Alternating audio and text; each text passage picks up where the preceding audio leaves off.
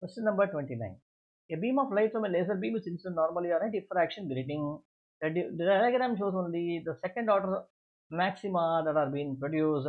Grating has a line spacing second order, which means what? Value of n equal to 2. Okay, there is a diffraction we'll see. When it is a diffraction, which equation? We will use d sine theta is equal to n lambda.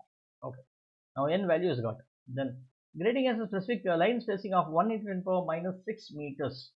Okay, which means what? The value of d is given to you. The angle between the two second order maxima is 110 degree. So this degree is angle 110 degree, which means this angle should be 55 degree, which is your theta. Okay, now substitute all the values, get the value of lambda. Simple. So therefore this should be 10 to the power of minus 6 sine 55 is equal to 2 times lambda. Let me take my calculator, calculate what is this value. Let me do this.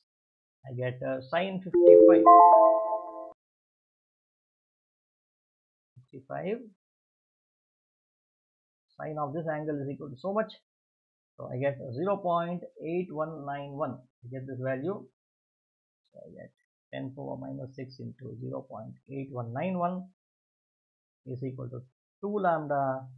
Lambda should now be equal to this divided by 2, which is equal to 0.409. 0.409 into 10 to the power of minus 6, which should be, what is it now? Wavelength is our, right? So I'll write this as 4 minus 7 minus 8 minus 9. 409 nanometers. 409 nanometers. Oh my god, it's already given in terms of this way. So this would be 4.1 into 10 to the power of 9, right? 987, 10 power minus 7 meters. 4.1 10 power minus 7 meters should be